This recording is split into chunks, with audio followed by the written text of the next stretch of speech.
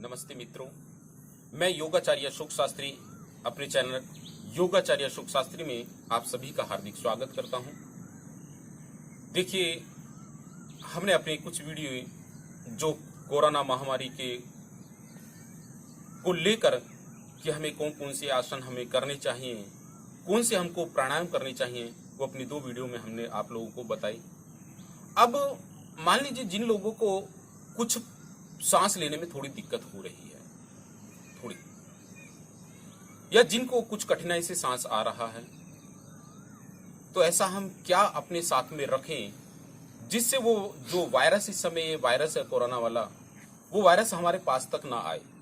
आपने देखा होगा कि जो हमारी माताएं बहनें होती थीं, जब चैत्र मास प्रारंभ होता था, चैत्र मास में एक रोग आता था जिसको बोलते थे माता का रोग, ठीक है, चेचक भी बोलते हैं उसे।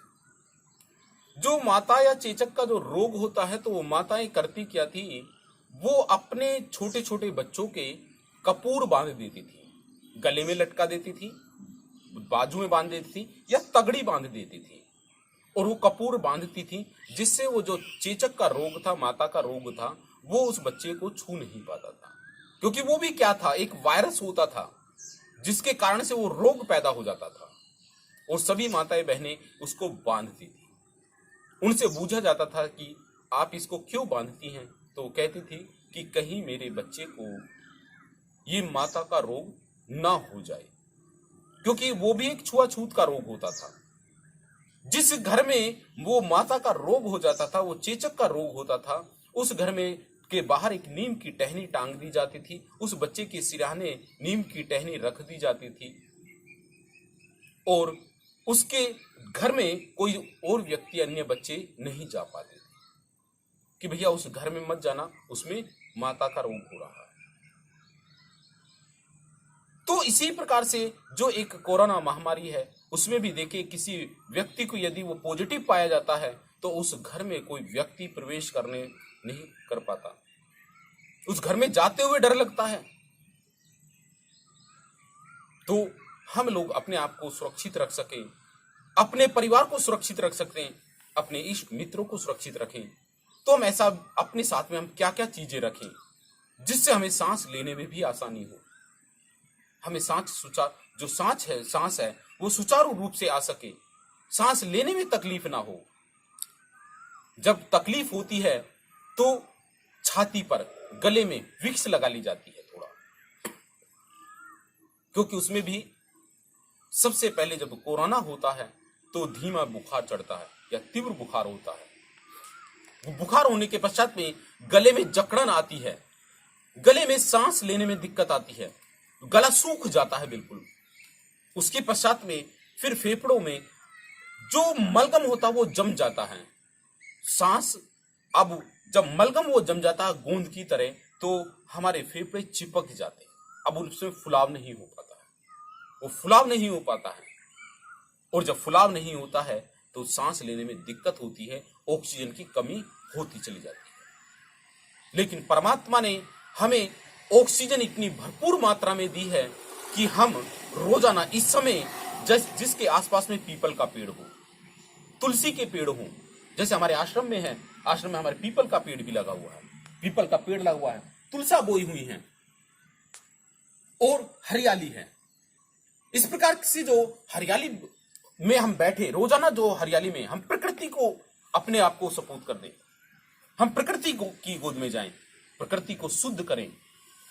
हम अपने घरों में यज्ञ जरूर करें, इस समय हवन करें, क्योंकि अभी मैंने एक प्रैक्टिकल करा था, एक मिलने वाले थे, उन्हें सांस में आने में बहुत दिक्कत हो रही थी।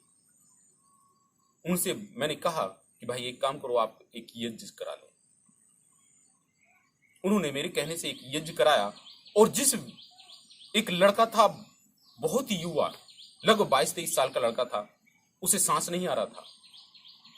जब मैं उस घर में गया तो उसे सांस लेने में दिक्कत हो गई। उसे मैंने थोड़ा अलग बैठाया, यज्ञ प्रारंभ करा मैं कि कुछ देर के बाद में आप जो पास में आ जाना। अब हमने यज्ञ प्रारंभ कर दिया। यज्ञ प्रारंभ करने के पश्चात में उसे धीरे धीरे सांस आना बहुत आसान होने लग गया। जब आधा यज्ञ हो गया, आधा यज्ञ होने के पश्चात में उस लड़के को मैं कि अब आप यज्ञ के पास में आ जाएं, यज्ञ के पास में आ जाएं, अब लंबी गहरी सांसें लेना शुरू करें।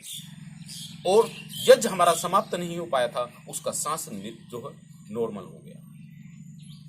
और आज भी उस घर में अब रोजाना वो लोग छोटा सा यज्ञ रोजाना कर रहे हैं। देखिए, क्योंकि जब हम प्रकृति को शुद्ध करेंगे, ये प्रकृति जितनी शुद्ध होती जाएगी, वायु शुद्ध होती जाएगी, ये वायरस फिर हमारा कुछ नहीं बिगाड़ सकता। इसलिए हम अपने घरों में यज्ञ जरूर करें। और उसी जब हम सामग्री में डालें तो कपूर, इलायची, गूगल, नीम के पत्ते, तुलसी, ये तो कम से कम हम जरूर डाल लें, और भी कुछ नहीं डाल सकते, इतनी चीजें जरूर डालें। और जो हम यज्ञ करें, हवन करें, वो गाय के घी से करें। उसमें समिधाओं का यदि चयन करें तो पीपल की लकड़ी हो या आम की लकड़ी हो। पीपल की हो तो बहुत ज्यादा श्रेष्ठ है, क्योंकि पीपल का पेड़ 24 घंटे 100% ऑक्सीजन देता है। जो बड़ का वृक्ष होता है वो 80% ऑक्सीजन देता है, और नीम का जो वृक्ष होता है वो 70% देता है। पहले प्रत्येक घर में नीम का पेड़ होता था, आज नहीं होते। हमने पेड़ों को काट दिया, तो हमें वापसी प्रकृति के, जो प्रकृति ही हमें बचा सकती है, हम उसकी गोद में चले, पुनः प्रकृति की तरफ हम प्रकृति पर निर्भर होना सीखें। तो अब हम अपने जिन व्यक्ति को, जिन महानुभावों को, जिन रोगियों को सांस आने में कुछ दिक्कत हो रही है, या जो बिल्कुल स्वस्थ हैं, वो अपने पास में क्या चीजें ऐसी रखें जिससे उन्हें सांस लेने में दिक्कत ना हो और वो वायरस उनके पास में ना आ पाए। क्योंकि हमें रखना क्या क्या है, सबसे पहले कपूर, जो जलाने वाला कपूर होता है, और उसमें भी हम अच्छी क्वालिटी का कपूर लें, जैसे थाल कपूर होता है, शुद्ध होता है, थाल कपूर ले लें। लगभग इतनी मोटी एक डली ले लें, इतनी मोटी थाल कपूर लें। दूसरे नंबर पे हम 1 चम्मच इलायची में 5-7 हम इलायची को ले सकते हैं, हरी वाली इलायची, छोटी इलायची लें। तीसरे नंबर पे हम अजवाइन लें, 1 चम्मच अजवाइन ले लें। चौथे नंबर पर लौंग लें। 5वें नंबर पर उसमें कुछ काली मिर्च रखें। और 6ठे नंबर पर पीपलमेंट आता है, पीपलमेंट ले, थोड़ा सा पीपलमेंट। 10 से 12 हम लौंग ले लें, 10 से 12 काली मिर्च ले लें, और थोड़ी सी मात्रा में हम उसमें पीपलमेंट। कोई एक सूती कपड़ा लें, सूती वस्त्र, छोटा सा टुकड़ा ले लें, इतने बड़ा, और उसमें उन सारी चीजों को रख लें। कपूर को और पीपलमेंट को छोड़ के हम बाकी चीजों को थोड़ा दरदरा कर सकते हैं, नहीं तो हम ऐसे भी रख सकते हैं, और उसे अपनी जेब में हमेशा रखें। वो कपूर लगभग आपका 8 से 10 दिन आराम से चल जाएगा। और उसे, जिन व्यक्ति को जो रोगी है, वो तो उसको हर 5-10 मिनट पे एक बार सूंघते रहे, और सूंघने मात्र से ही उसका जो ऑक्सीजन लेवल है उसमें काफी नियंत्रण हो जाएगा, सांस आसानी से आएगा।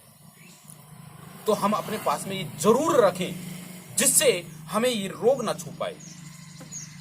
अपने बच्चों के, जो छोटे छोटे बच्चे हैं, उन्हें नहीं पता है रोग का, उनके गले में लटका दें, तगड़ी में बांध दें उनकी। जो बड़े हैं वो अपनी जेब में रखें हमेशा उसको, और कुछ देर के बाद में उसे सूंघते रहें, कुछ देर, हर 5-10 मिनट में उसे एक बार सूंघ लें। जब भी कहीं जा रहे हैं तो हम बाहर रोड पे जाएं, मास्क लगा के जाएं। अगर हम अपने घर में रह रहे हैं, अंदर हैं, उस समय मास्क का प्रयोग ना करें, क्योंकि हम यदि उस समय भी मास्क का प्रयोग करते हैं, क्योंकि हम ऑक्सीजन को ले रहे हैं और कार्बन डाइऑक्साइड बाहर छोड़ते हैं।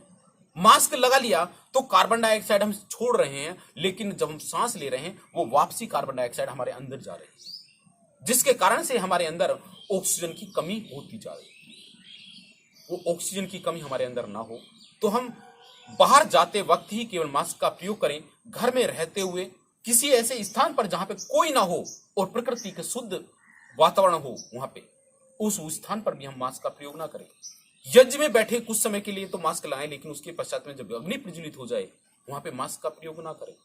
बाकी जगह रोड पर जा रहे हैं, आप घर से बाहर निकल रहे हैं, मार्केट में जा रहे हैं, किसी दूसरे व्यक्ति से मिल रहे हैं, जहां पर भी अगर जाएं, घर से बाहर निकलते ही आपको तुरंत मास्क का प्रयोग करना।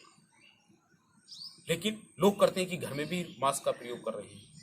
अरे सांस तो आपकी और ज्यादा ऑक्सीजन लेवल अपने आप शरीर के अंदर ऑक्सीजन कम होती चली जाएगी। तो ऑक्सीजन आपके अंदर कम ना हो, ऑक्सीजन भरपूर मात्रा में परमात्मा ने इस प्रकृति में दे रखी है।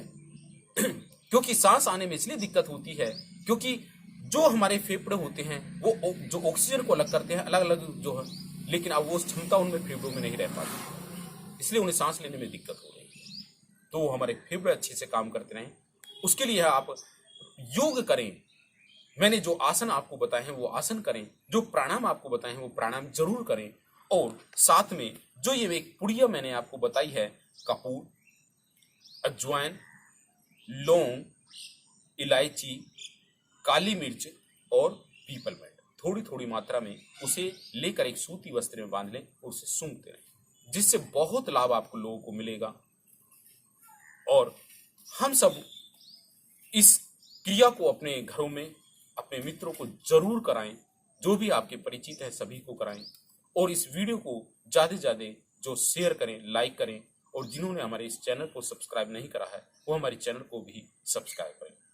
इसी के साथ मैं आप सभी को जो नमस्कार करता हूं, और मैं ये आशा करता हूं कि आप सभी इस पुण्य कार्य में मेरा सहयोग करेंगे, आप अन्य लोगों को भी इनका लाभ जो दे सकें, कि अपने मित्रों के पास में, अपने जानने वालों के पास में, अपने रिश्तेदारों के पास में इन चीजों को पहुंचा सके, इस वीडियो को ज्यादा से ज्यादा पहुंचा सके। उसके लिए मैं आप लोगों का धन्यवाद करता हूं कि आप लोग इस कार्य में मेरा सहयोग करें।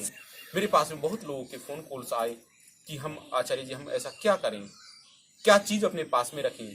तो उसके लिए मैंने ये वीडियो आप लोगों के सामने बनाई, और अगली मैं एक वीडियो जो है आप लोगों के सामने बनाने जा रहा हूं, जिसमें जिन लोगों को सांस आने में बहुत ही ज्यादा दिक्कत हो रही है, तो उसके लिए आप अगली मेरी वीडियो को जरूर देखें, कि उसमें एक थेरेपी है, चेस्ट थेरेपी बोलते हैं। और उसमें जब हम उस थेरेपी को करते हैं तो उस थेरेपी को करने से उसे सांस, जिस व्यक्ति को नहीं भी आ रहा है उसके तुरंत सांस आसानी से आना शुरू हो जाएगा।